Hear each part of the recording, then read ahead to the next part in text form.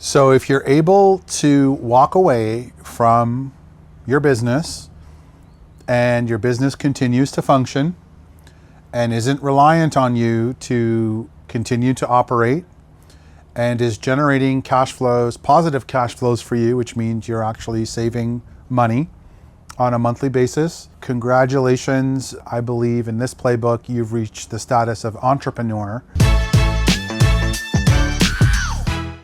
which is a very fun stage to get at because the world starts to look like a little bit of a video game where you're trying to now increase your value in the market and make and diversify your portfolio and the ability to do other things. And that's a beautiful place to be.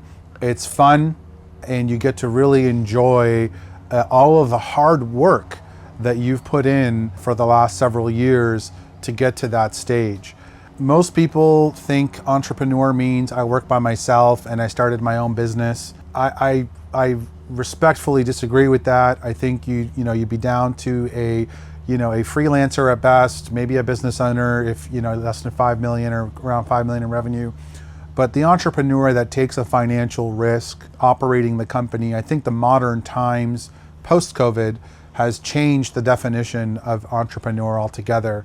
And I believe an entrepreneur is someone who can walk away from their business, let it function, and still realize the value in the distributions that the company would be able to pay on a monthly basis. This level becomes very strategic. Your thinking and your thought process on how you approach other business ventures is going to be very exciting, because it actually gives you a chance to kind of spread your wings and get into things and make mistakes. As an entrepreneur, I've had investments go bad, I've had investments do great, but I've had a lot of fun doing it, and it took a lot of hard work, sweat, tears, support from my partner, and that's all critical to the success of an entrepreneur. So this is kind of level 6, where you're able to walk away from the business, and by long periods of time, I mean if you disappeared from your business for 2 months, will the business still realize the same revenue and profits without you in it? That's my definition of an entrepreneur. If you disappear for 3 weeks or a month and your office has to close, problems start to happen and just waiting for you to come back, it's not really an entrepreneur status. And the second criteria I use is the passive income, for you to be able to invest in other ventures and explore other companies, other partnerships, and to kind of do that. And I think that is a lot of fun to do. And especially it's laying the foundation for the ultimate, is to be a remote entrepreneur.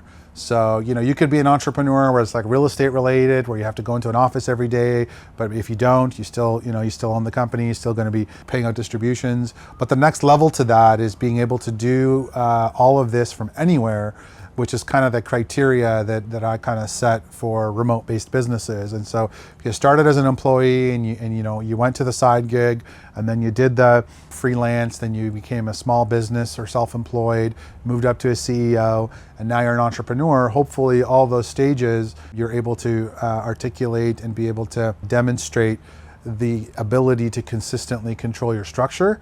And that's where it kind of led you to this. So fun times as an entrepreneur, I think it doesn't get any better than this. And the one thing I really love about being an entrepreneur, like passionately love, is, you watch all this stuff on social media where they're talking about billionaires and all that, and that's great. But folks, a lot of people don't realize the sacrifices those people have made to get there. And you probably won't make those sacrifices to get there. I'm not trying to shatter anyone's dream. I'm just trying to set up a realistic expectation that if you want to do well in life from a financial perspective and an ability to enjoy the things and the finer things in life, comes at a little bit of a price tag. And that price tag is your emotions, it's your psychology, it's your grit, it's your dedication, it's your work ethic, it's your smarts.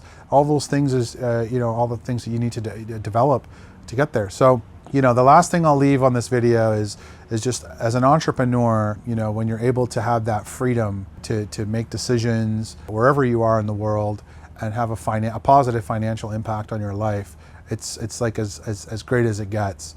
And then the next level up from that, which I'll talk about next, is obviously the remotepreneur, which is a remote entrepreneur, which is doing it from anywhere, running multiple businesses, and being able to kind of diversify your portfolio. So congratulations on becoming an entrepreneur if you are. I'll talk about some of the strategic things an entrepreneur goes through in these categories. They're more strategic level types of investments, things I look at when evaluating companies. Then the next level from that is remote-based businesses, which really gets into policy control, employee happiness, culture. How do you kind of bring that remote entrepreneur spirit? So until next time, onwards and upwards.